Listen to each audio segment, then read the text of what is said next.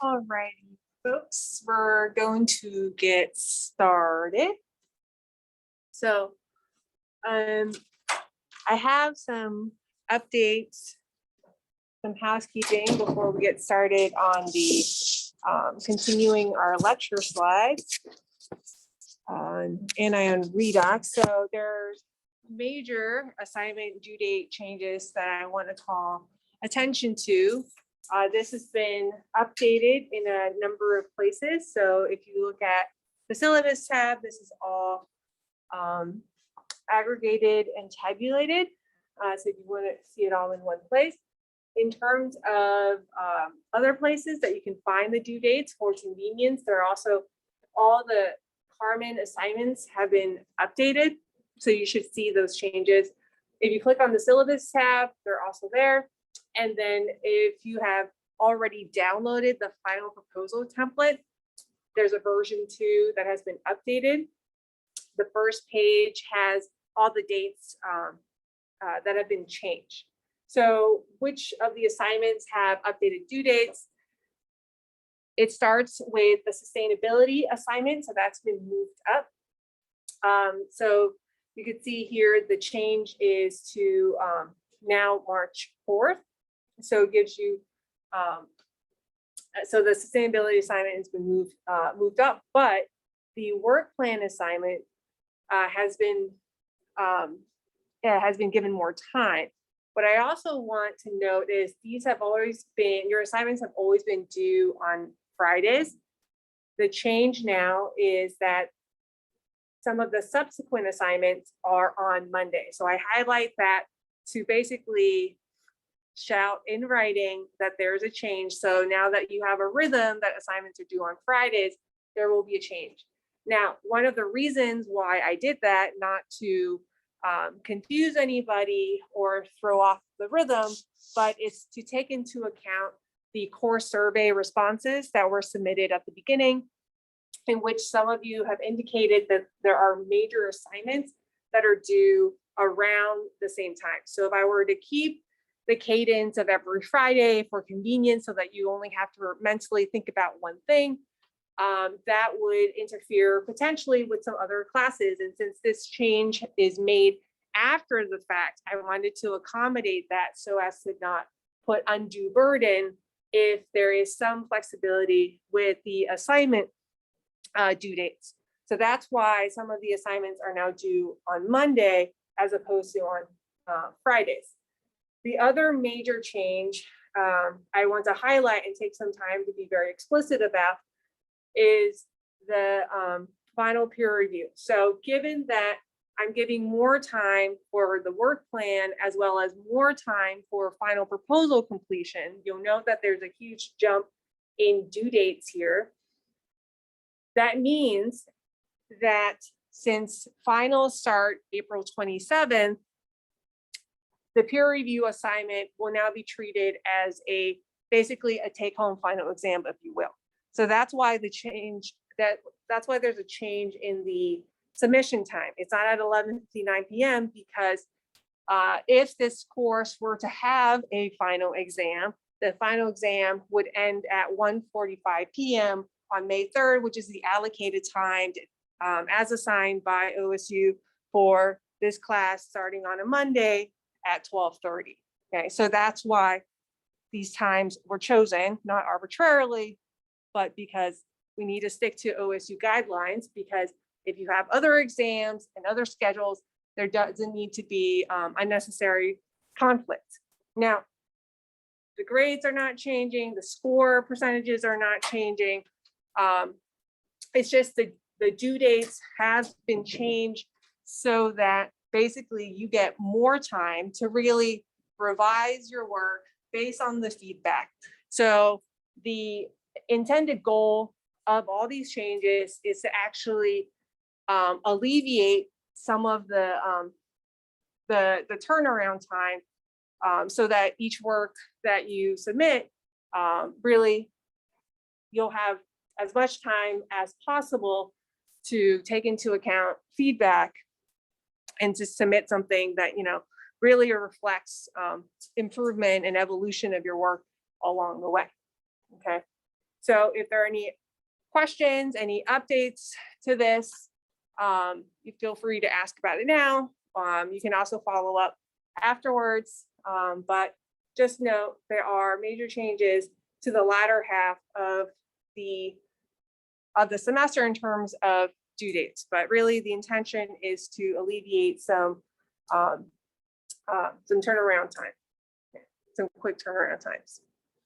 So that's what I wanted to highlight at the beginning.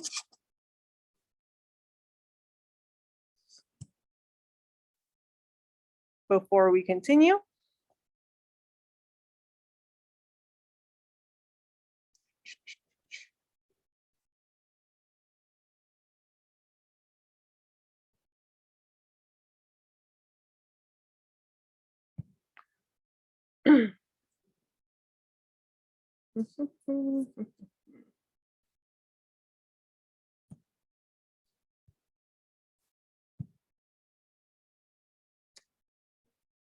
All righty.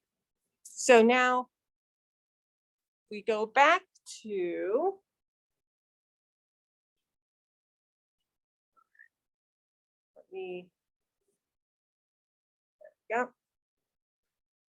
Okay, so let me go back now to where we left off in terms of our scientific discussions of anion redox in lithium battery materials. This is just to recap, this is a very hot topic in the area of lithium ion battery development. But that term should also denote that there's a lot of ongoing research, and the questions that we have are evolving. The answers that we have to these questions are evolving. And of course, the feedback loop is that the questions also change based on the evidence that are presented in publications as we continue. So what I say now, based on state-of-the-art materials and also what we know about these materials, could evolve as we develop techniques, spectroscopic techniques to really probe these materials. And so when I say evolve, I mean really build up in potential changes to our understanding of how these materials operate, which of course will then eventually inform how we design materials later on. And that's not to say that having a controversy is necessarily a quote unquote bad thing, right? I mean, in terms of being quantitative, when I say evolution, I mean that our understanding is just limited right now, you know, because this is a paradigm shift in terms of how we understand charge storage from cation redox purely to anion redox in a two-band model, right? So having controversy is an indication that people are working very hard to really scientifically justify the results that they're seeing and really justify their interpretation. Okay, so it's an indication that it's a really active area and it's very exciting, and that's the context of this discussion. Okay, so I'm not trying to hype up these materials. I'm also not trying to put any sort of connotation on them. You know, this is a discussion of the ideas that have been presented and are currently debated. Okay, so we left off on band theory, discussion of how we think about electron donation and redox. We talked about the how sulfide based compounds have been investigated for a long time, not necessarily for charge storage, you know, fundamental understanding of electronic materials, where these electrons are, where the holes are, and basically the materials chemistry of these compounds have been the foundation of the language and the infrastructure of how we discuss anionic redox now. Okay. So we talked about, the framework already that's in place, the foundation of how we modulate voltage, right? How we basically modulate the thermodynamics of the material by increasing substitution of nickel in replacement of manganese ions for mitigating issues such as manganese dissolution from manganese-rich compounds at high voltages. What are high voltages? High voltages versus lithium, lithium plus. Okay, we're talking pushing the limits beyond like 4.4, 4 volts and above, right? That's what we're talking about when we talk about high voltage compounds. Okay, so that's the framework that we're using. We're using a lot of band theory discussion. So we look to, the semiconductor industry that's really thought about, manipulating band structure for their end applications. This framework also allows us to understand really classical materials before we move on to discussing anion redox.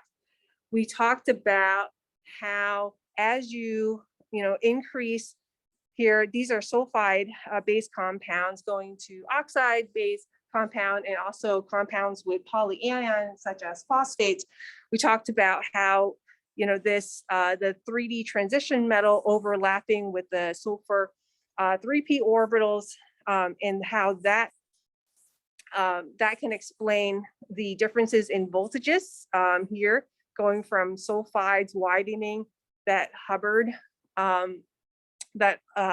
element going to oxide and then phosphate, right? So we've basically tied our understanding of band theory all the way back to our very first thermodynamics discussions of chemical potential differences in these cathode materials.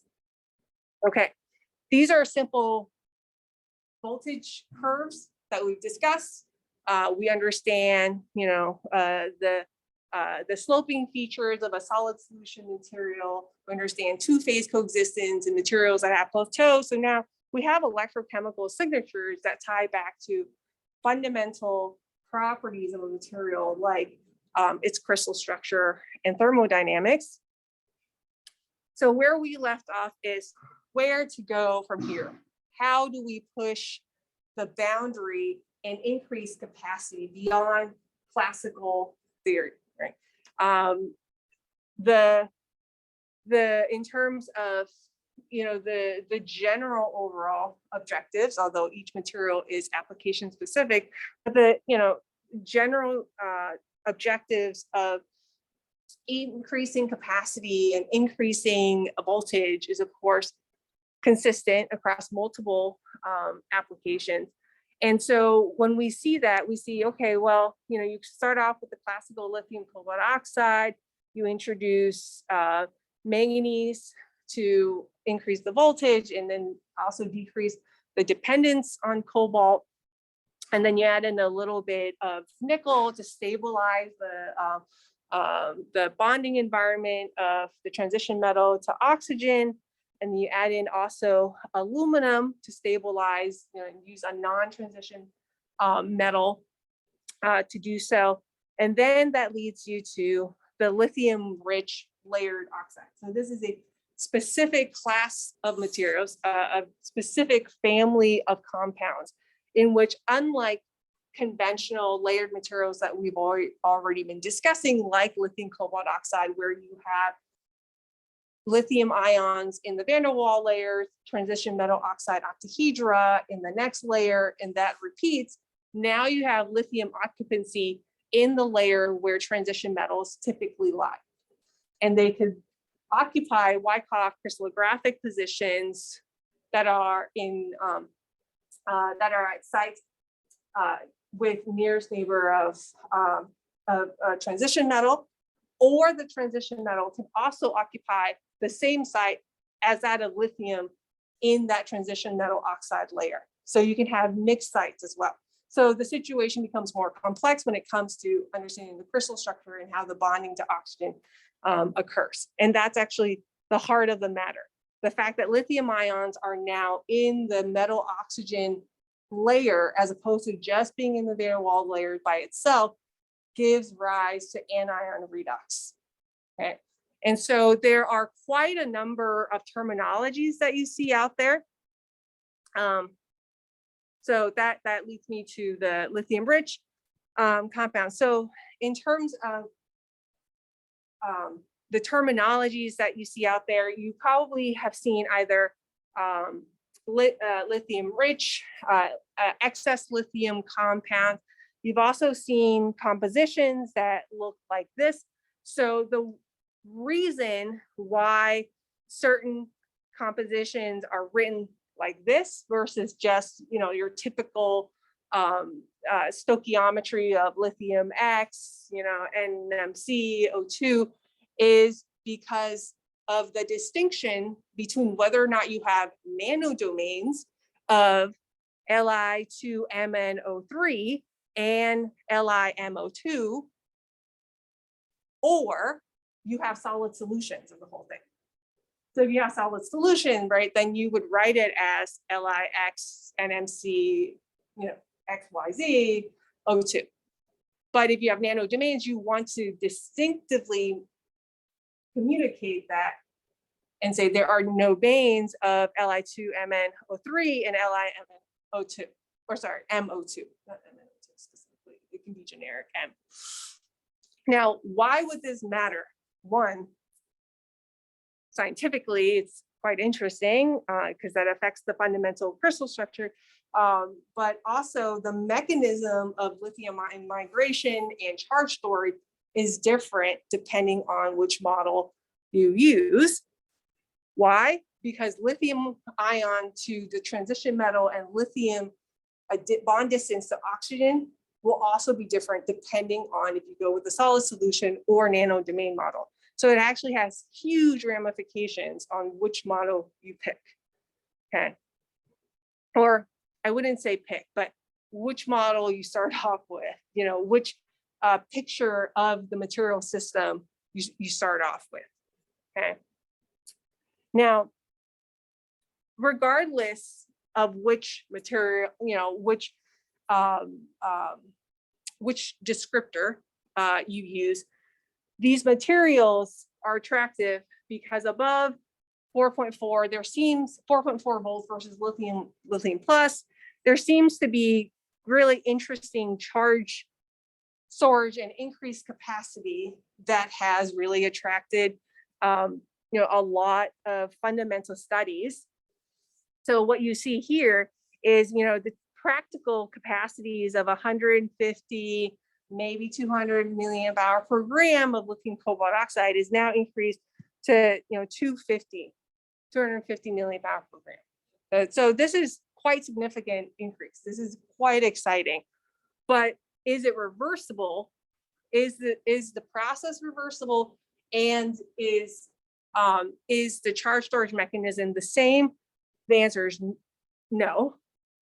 And there are a number of reasons for that, right? So detection of O2 evolution is indicating that you're losing oxygen. Either the electrolytes are decomposing above 4.4 volts versus lithium plus, and or your lattice oxygen, so the oxygen ions that were in your active material to begin with, they are evolving. So your oxygen ions that were nominally O2 minus to begin with are now being reduced to O2N minus. So each oxygen species itself is becoming basically O minus, or something that an oxidation state that is less than 2 minus. Okay. So these observations have been interpreted to be, just that decomposition of the electrolyte, right? So if you have liquid electrolyte, let's say that is, typical 1 molar LiPF6 and ethylene carbonate with, some diethyl carbonate or dimethyl carbonate, the solvents are not stable beyond the voltage window of 4.4 volts versus lithium plus. Okay, so can we stabilize that, and can we somehow tune the composition of these lithium-rich excess lithium compounds so that the process is reversible and that your oxygen atoms are from the lattice are not moving, are not going out of the material and evolving, okay, evolving into like oxygen gas. So there have been many attempts in terms of designing the crystal structure and designing the composition so that we can increase capacity, as you see here. So the juxtaposition between something like lithium cobalt oxide, where you're limited basically within this range of about 60% lithium ion usage in this as prepared material of lithium-1 cobalt O2, to increasing it to basically 2x the capacity. Okay, so you see here lithium starting off as 1 and going down to almost 0.1 in this schematic. And in this schematic, the redox mechanism is attributed to first the transition metal going through redox. So that's what the little dash perimeter, the solid black, the dash black line is indicating. And then this plateau, the schematic is indicating that it is potentially the anion, the red circle, that is going to be redox active. And then there's some reversibility, although I say some with emphasis because you can already see that there's a huge hysteresis here in the voltage. And when we discussed hysteresis previously, right, we're talking about phase transformation that's irreversible. So if you're phase transforming your as prepared material, then one, you can't normalize by what you started off with, because now you have a different compound, you have a different composition, you have a different phase, you have a different crystal structure. So that affects the mechanism of the charge storage, of the discharge and charge. Okay. So just looking at the voltage curves already tell us that there's many layers of this material that are not readily apparent by just looking at the electrochemistry. Okay, so what are they? Well, for now, we'll call this plateau. We used to just say, there's a plateau that's indicative of a two-phase coexistence. But if it's really indicative of a two-phase coexistence, we would see in, let's say, in situ diffraction characterization techniques, that we would see the coexistence of those two phases, and we can pick that up. We understand that very well because we looked at lithium iron phosphate, and that is a very well studied material with two-phase coexistence at slow charge discharge, and we see that that's not always apparent or evident in this voltage range. Okay, so that remains to be seen. That's an active area of research. So we'll call that a plateau for now. There also is indications of phase transformation, but is it a bulk phase transformation? Is it a concentration gradient phase transformation as lithium ions are removed and inserted? So this is just showing a schematic of the first charge and discharge. Second and third charge and discharge are even more different. And in fact, it looks something like this, where it looks, something like that, right? So then you say, okay, well, if it's slopey like that, then is that a solid solution? Not always so clear, okay? Then we also want to know, if there is phase transformation, that is going to be an indication that there's going to be sluggish kinetics in your material.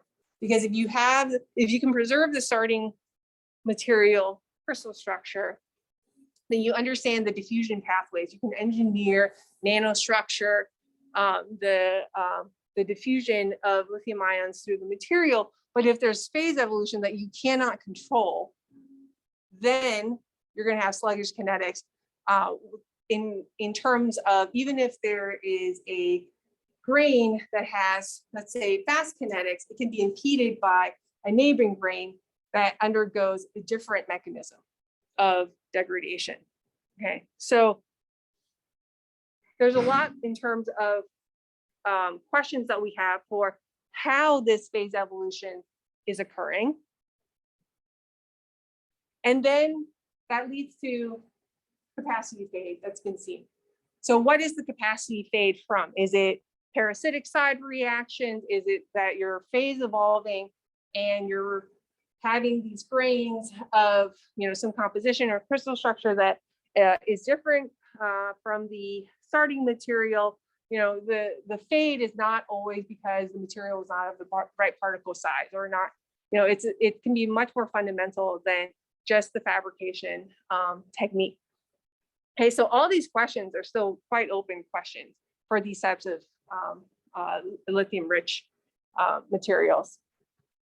Okay, but in terms of trying to pinpoint the fundamental mechanism of anionic redox, we turn to band theory again and try to understand what it is about these lithium-rich materials or excess lithium materials that would stabilize anionic redox in 3D, in compounds with 3D transition metals.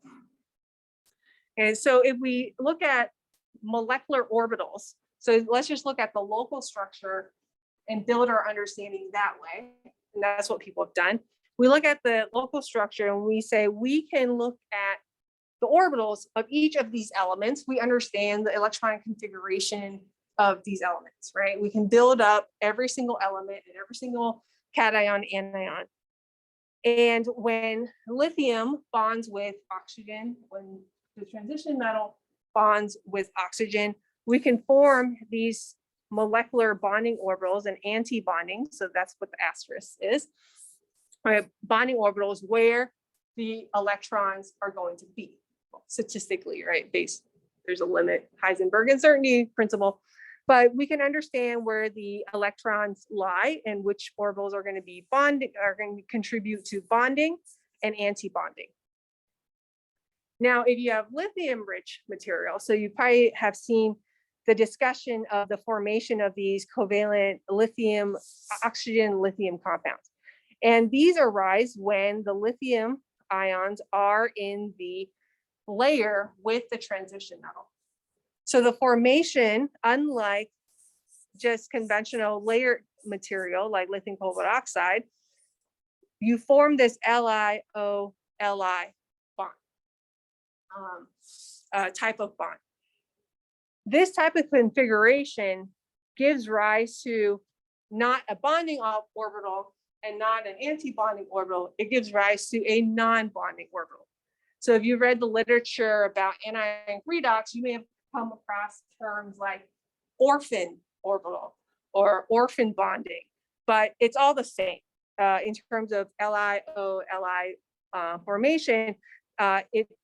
You form this non-bonding orbital. Okay. And this will play a critical role in how to stabilize anionic redox. And that's where the electron transfer is going to come. Okay. That allows the oxygen to participate in redox and thus gives rise to anion redox. Because before, the top bonding orbital has transition metal and oxygen, and thus the electron transfer occurs from the transition metal as opposed to from the oxygen anion. Now, we can deconvolute this even more so by going around the periodic table. And that's where we go to our next compound. So we look at 4D and 5D transition metals, not because we're interested in necessarily, first and foremost, putting in heavier elements into our battery materials, but this is an extremely good platform for trying to understand what exactly is happening with the oxygen 2p. Okay, so as you go down the periodic table, you delocalize the oxygen 2p with the 4D and 5D transition metal, the overlap. So what also this does for us is the anion redox that's been seen so far in these excess lithium compounds have also had, not only manganese, but cobalt and nickel. So you want to simplify the picture a little bit when you move to a new platform to try to understand fundamental processes. And so moving to 4D, lithium ruthenium oxide or lithium rutheniates, lithium iridase, lithium iridium oxide has been looked at. And so this gives us one single transition metal center to look at in terms of the overlap with oxygen. And then subsequently, there's also like other substitutions that you may have seen in the literature. So we'll talk about, why tin has been looked at. But first and foremost, we move down the periodic table to delocalize the oxygen 2p and look at the role of one transition metal in the system, okay? And so lithium ruthenate has been basically the archetypical material for doing this. In terms of the structure, it's still a layered material. So you can see the lithium ions being both in this van der Waals layer as well as in the layer with the transition metal oxide, right? So lithium is in gray, ruthenium is in blue. And if you look down along the Ca direction, you'll see also that the ruthenium atoms form this honeycomb structure. And this is important as juxtaposed to, let's say, lithium cobalt oxide, because what you notice is now the ruthenium atoms, or sorry, the lithium atoms, you'll see a missing neighbor that gives rise to the non-bonding orbital, okay? So this is a good model system to allow us to understand fundamental processes. Okay. In terms of applying our understanding of band theory to how anionic redox worked, we now revisit the molecular orbital scheme versus the band structure scheme. So before, when we looked at just the molecular orbital, we saw the formation of this non-bonding orbital that is made of the lithium, oxygen lithium bond. In terms of the band structure, now let's say, we expand beyond the local structure and now it's, this infinite periodic solid. We go to the band structure and we have the metal oxygen bonding band, anti-bonding band, and then this oxygen non-bonding orbital that remains, okay? So in terms of where the oxygen can come from, where the redox can come from, here, that's gonna, in conventional layered materials, that's just gonna come from this highest occupied molecular orbital type structure here. But in these lithium rich compounds, what you see now is instead of this oxygen being surrounded by 3 transition metals, in this honeycomb like structure, you have oxygen being bonded to 2 transition metals, but it's missing a third one, right? That's the non-bonding orbital. It's missing the third neighbor. And that gives rise to this oxygen 2p non-bonding orbital. So then we can think about, okay, so if that's just the band structure of, one compound, then can we tune the composition so that we can tune, we tune the composition and material selection. So basically we tune the relationship between the charge transfer energy, this delta, versus the d-orbital repulsion, this U, this Hubbard parameter. And the answer is yes. So if U is much less than the charge transfer energy, then your redox is your electron transfer is just going to come out from the lower Hubbard band. So that's very conventional. Now, then there are 2 modes of anionic redox that people have found, where you could have reversible, which is ideal, reversible anionic redox, where you're not evolving oxygen, you're not losing oxygen. And then you can also have irreversible. And that's much more of what people have seen, is that you're forming O2 gas, and you can detect O2 by mass spec. Right? You can put your battery and detect in a mass spec, and or connect it to a mass spec and detect the oxygen that's coming off. So ideally, what you want is your U parameter to be about twice that of your charge transfer energy, the energy difference in between the bands. And that allows you to stabilize this peroxo bond. It allows you to form this oxygen single bond oxygen bond that is then reversible. So basically what's happening is, by choosing a certain composition, you're allowing the covalency between the metal and then this peroxo, the transition metal, and this peroxo bond to form and break reversibly, right?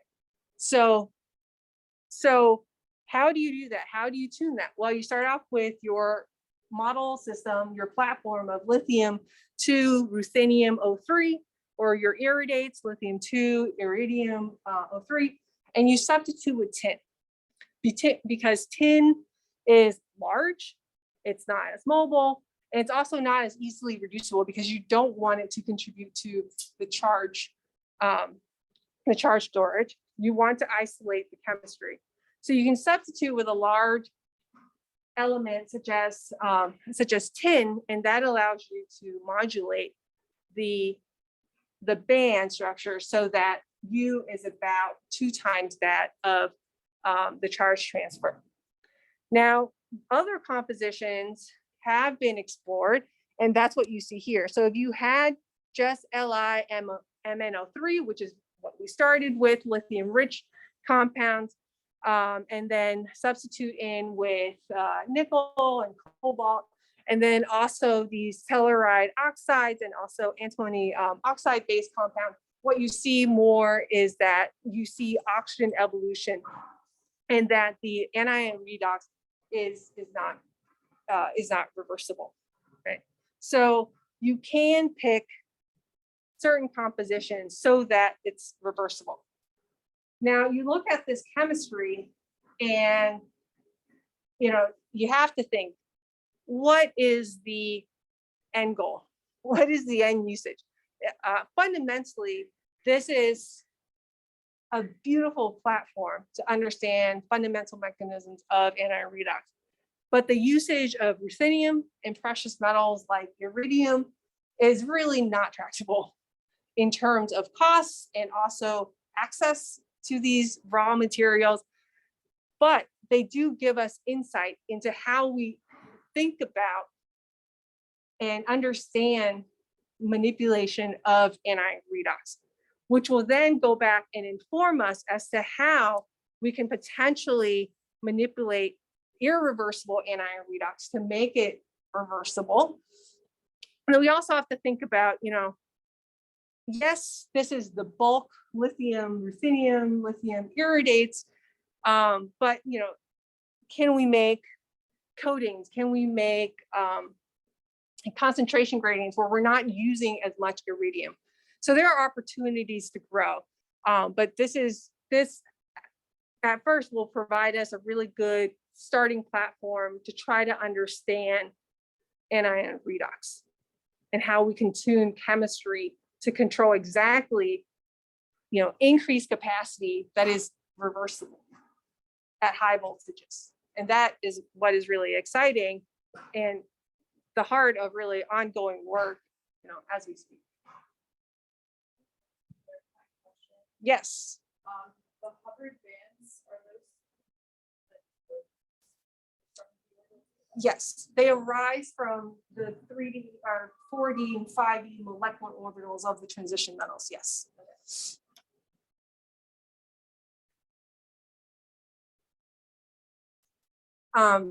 So I've outlined quite a number of the challenges that these compounds have already been met with. That's been sprinkled out. So they're summarized here. These are basically the major challenges that still exist for these materials. right? I mean, we are far from commercialization. And really the first and foremost is this hysteresis problem.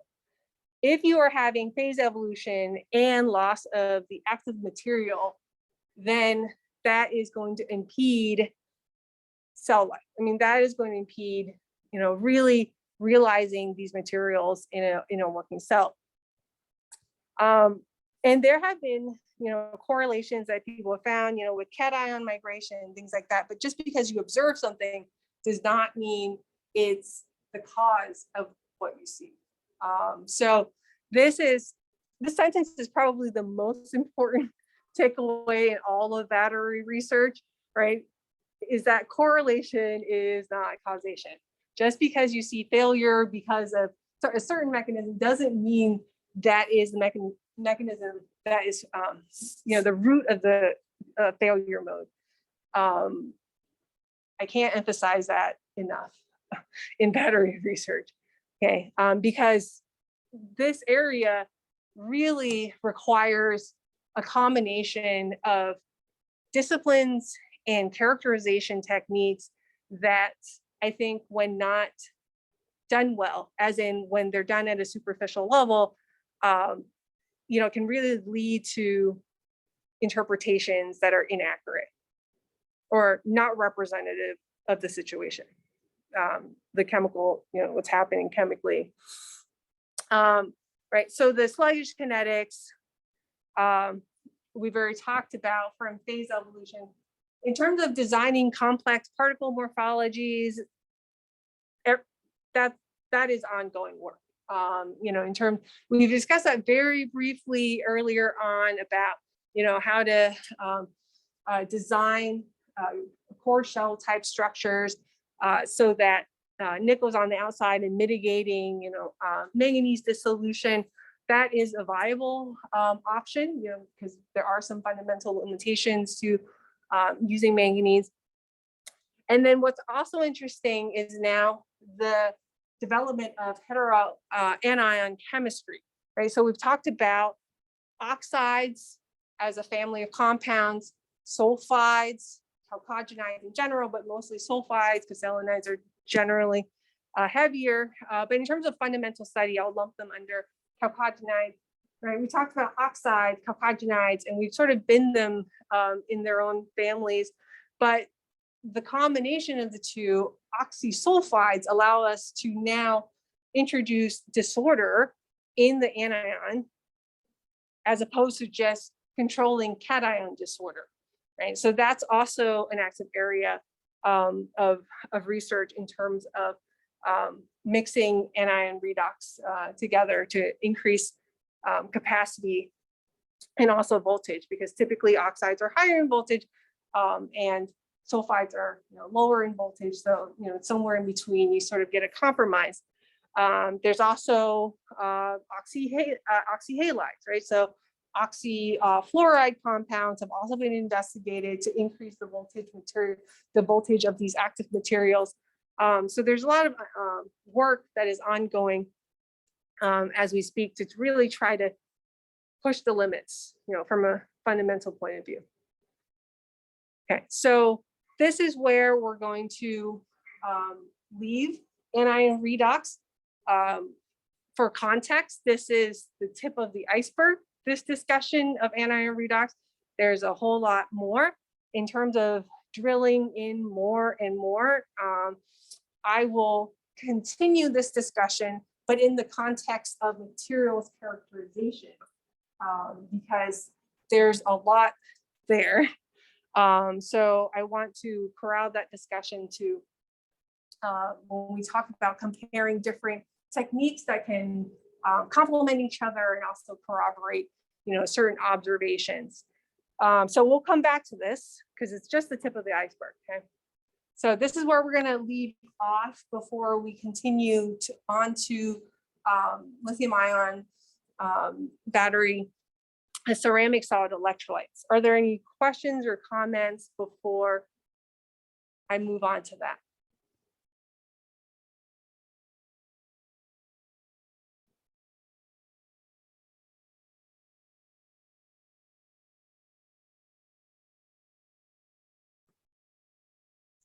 you have the amount of time that it takes me to load up the next slide deck.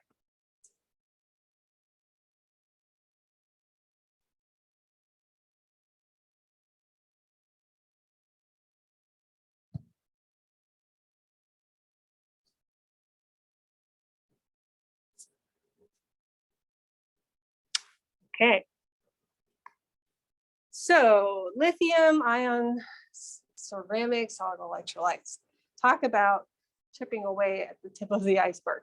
But we also must corral our discussion a little bit, because otherwise one could also spend a whole semester discussing just ceramic solid electrolytes and materials discovery and evolution over the years. I'm going to tailor my discussion around compounds and materials of interest within the last decade or so. I'm not going to start with like Faraday's lead fluoride, although that's also very interesting, or silver iodide, also very interesting, also fundamental to our understanding of how ion conduction works in ceramic materials, but that would take too far and we wouldn't get enough time to really discuss the details of compounds that are of interest now, which is first, well, LGPS type material, that's much more recent, but garnet type conductors, that's based on LLTO, lithium titanium oxide. So I will just mention that by my not discussing certain compounds, it's not because they're not interesting, it's just that there are 24 hours in a day, or actually 55 minutes in a lecture, okay? So I'm gonna focus on garnet type because there's been a lot of studies done on those already. So we have quite a bit of understanding of how fundamentally ion conduction works, how these materials work, but also their utility as stable, high ion conducting compounds in lithium ion battery configurations. And then we'll build off of that and discuss lisicon, thiol-lisicon, so lithium superion conductor materials. We'll talk about the high ion conducting lithium germanium thiophosphate compounds, and then we'll spend part 2 discussing agueridites and also antiperovskite type materials, which are a little bit more nascent than the others. Well, nascent for lithium ion battery usage. Obviously, perovskite and antiperovskite structures have a very long and a very rich history that we should not ignore. Okay. So ion conduction, we talked about this a little bit when we talked about just fundamentals of ion conduction, and not in the context of lithium ion batteries, but now we're going to be specific about each material. So if you look at this review back in 2013, which you think it's not that many years ago, but it's now quite dated. You can see here that in terms of the ion conductivity at room temperatures, that there's quite a number of compounds already. But if you look at the units, it's Siemens per centimeter. So what we really want is, for parity's sake, we want ion conductors, ceramic ion conductors that can achieve ion conductivity values that are competitive with that of liquid electrolyte. And so since then, since the 2013 review paper, since then, there have been a number of review papers that outline, new materials that have been developed that really do push the ion conductivity values at room temperature that make them competitive with that of conventional liquid electrolytes, the carbonate-based liquid electrolytes. And so that's what we'll be talking about here. We'll be talking about the garnet family, the lisicon, thiol-lisicon, agueridites, and antiperovskite. What you'll also see in both of these, aggregated plots of conductivity is the spread, the range of ion conductivity values. And so these are inherent conductivity values, as in they relate to the crystal structure of the material. Once you then start thinking about fabrication and how to actually prepare these compounds, these materials in a cell, that also changes the story of the ranges of ion conductivities that we can achieve. And of course, that is evident in the Garnet system quite a bit. In terms of the fundamentals of how we think about crystal structure and materials design, we have sort of a good handle on that, which is we need to design materials where lithium ions can migrate with low activation, via pathways that have low activation energies, right? So if there are high activation energies, then we're going to try to overcome yet, another barrier that may be a non-starter.